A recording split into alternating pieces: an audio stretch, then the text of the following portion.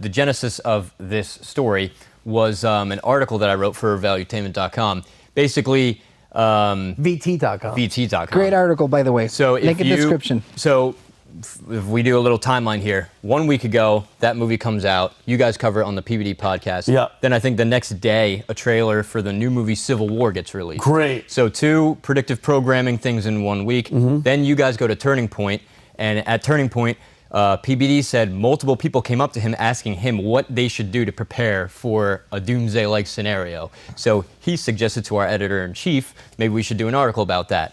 I wrote this article about 24 hours ago. It is the top 3rd story of the entire month on the website, and it keeps doing numbers. And we didn't even put on social media at first. It just immediately, just from Google Trends, Google results, was bringing all these viewers. So it's crazy. So basically, I just did some research on the topic. New York Times. So there was a show by National Geographic back in 2011 about doomsday preppers. I think it was just called Preppers. Prepper, great show. Love it. I heard it was good. So basically, we would just go interview people who prep and, you know, all their gun cabinets and whatever, their escape plans. The show got so much hate from New York Times. A New York Times writer said it was absurd excess on display, offensively anti-life, full of contempt for humankind. What these folks want most of all is not to protect their families. What they want is a license to open fire.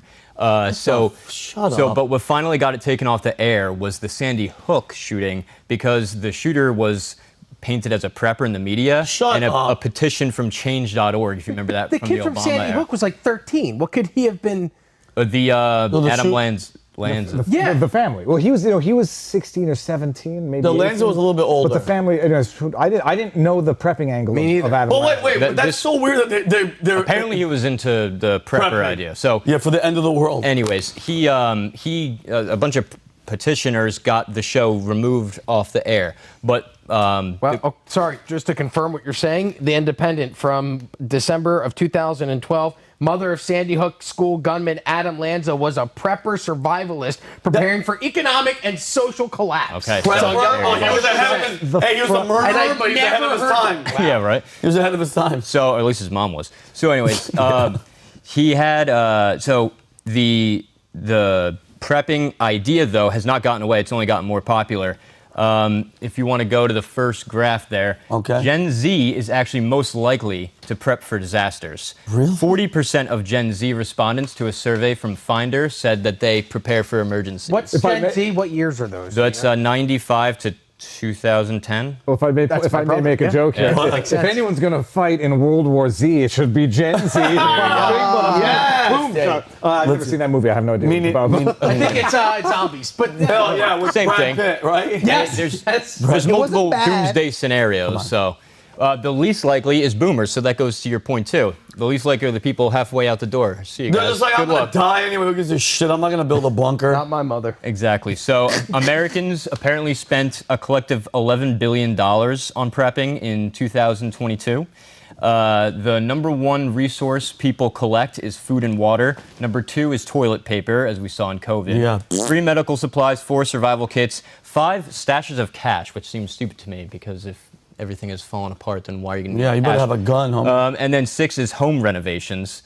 Firearms is not on that list. Yeah, that is so weird. I don't see it anywhere. Well, so that's next. If you want to go to the next slide there, Sam. Firearms and ammunition I would have had as number 1. Me too. That gets you everything else. So I looked into that too. This is ammo sales projected starting in 2021 at $31.9 billion was spent by Americans on ammo in 2021.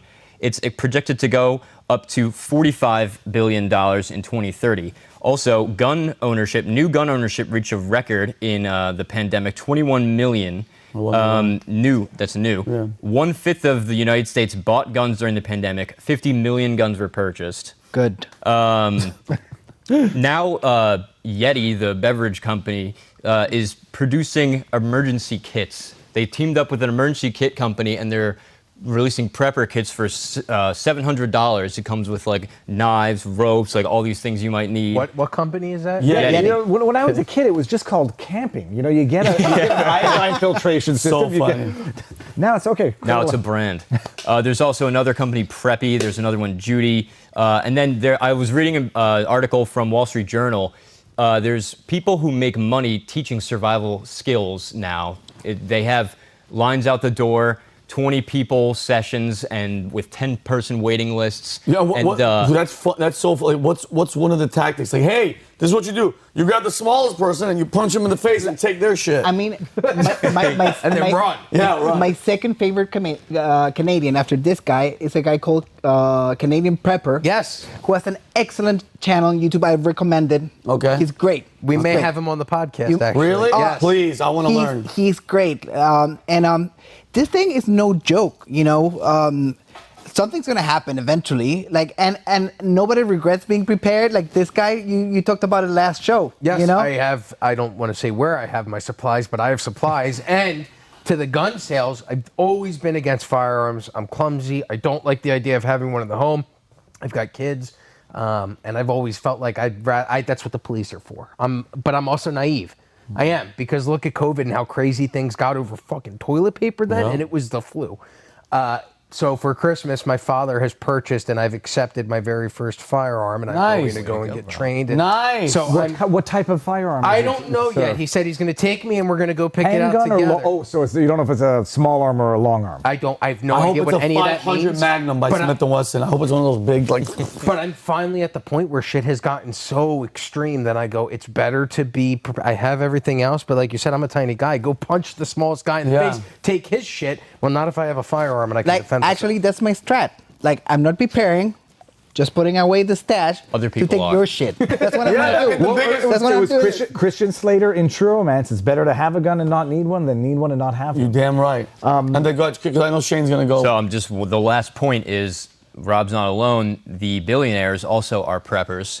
Mark Zuckerberg, it was just released by Wired, is building a $100 million compound on a Hawaiian island, and is building an underground bunker with blast-resistant doors, a 18-foot wide, 55-foot wide, 18-foot tall, I got the stats, water tank with a water pump system, endless food, supplies, and 6-foot walls all around his compound. Sam Altman is a prepper. Sam Altman told The New Yorker in 2016, I have guns, gold, potassium iodide, antibiotics, batteries, water, gas masks from the IDF, and a big patch of land in Big Sur. IDF Who's gas Sam mask. Altman? OpenAI founder. Okay. Yeah, there was that. This makes me hate You don't need IDF gas masks. Right. IDF got gas masks from them. You're not going to get gas masks from the IDF. And the IDF from Israeli forces. I know, he has those. I want their same technology. Well, you got to be a billionaire first. And then I the got last money. You worry Peter about it. Thiel is the other one. Oh, yeah, you get me some?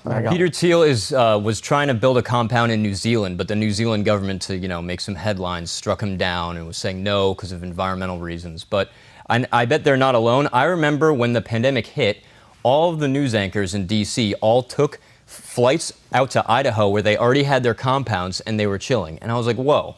I felt like gypped. I was like, what's going on? So you guys all have your own escape hatches when shit goes down, but you are acting as the mainstream, like everything is fine every day. You're saying, preppers are crazy, preppers are, fringe people. In shows like, I don't know if you saw The Last of Us about a zombie takeover. It was a show like a couple years ago. Terrible show. Well, anyways, there's the guy, Nick Offerman plays the crazy prepper guy, and he's depicted as this, right-winger. He's a closeted gay, whatever. He's like this caricature of a right-wing, according to Hollywood.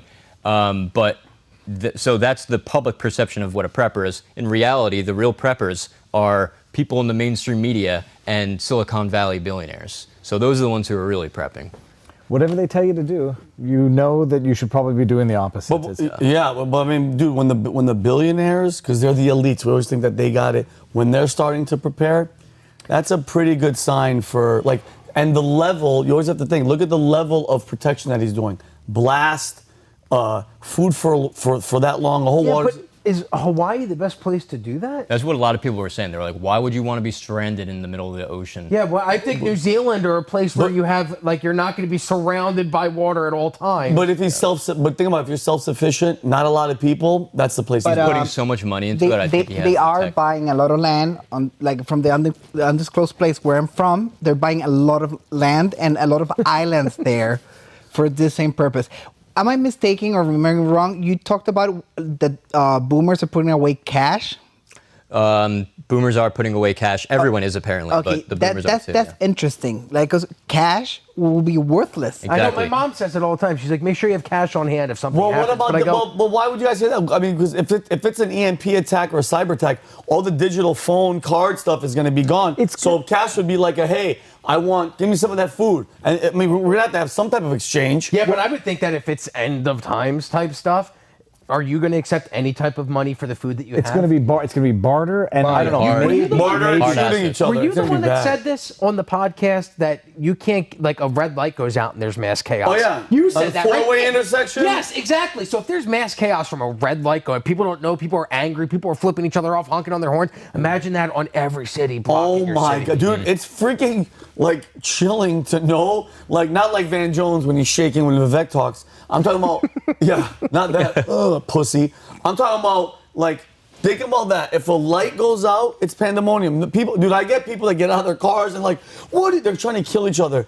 And George Carlin had a special. You guys have a chance. I think it's on Amazon Prime. Watch George Carlin when he goes, do you know how you ruin society?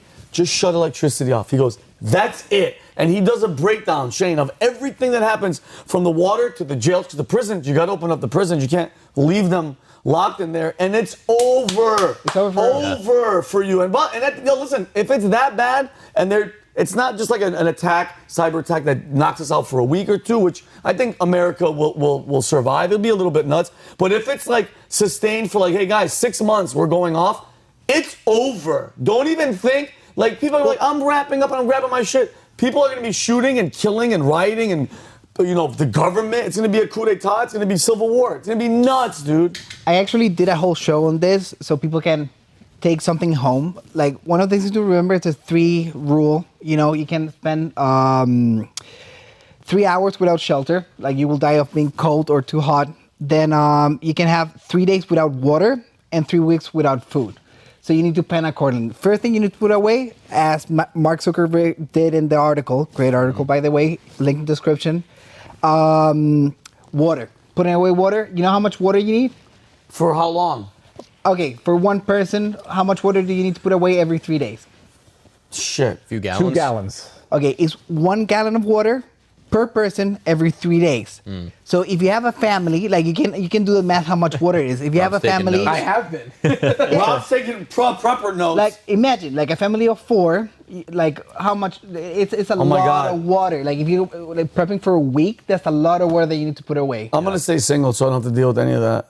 No kids, no dogs. Vinny, Just- we need more Vinnies, dude. I know. I'm gonna start getting active very, You just very got to soon. get as rich as Zuckerberg. That's the other. Yeah, option. but he's not Did the only... notice that the condoms were not on the list of prepper items, so that's what there's going to be Yeah. a prepper baby boom. Like, I you should know, get be a dog, fruitful and too. multiply. Actually, the condoms are there. Like the Red Cross has a list that is on the website. I don't know if you edited yet, but condoms are in the list. they serve a dual function. Like, you can use them to waterproof things very easily. They and have you so many functions, like not having babies. Not the ones I buy.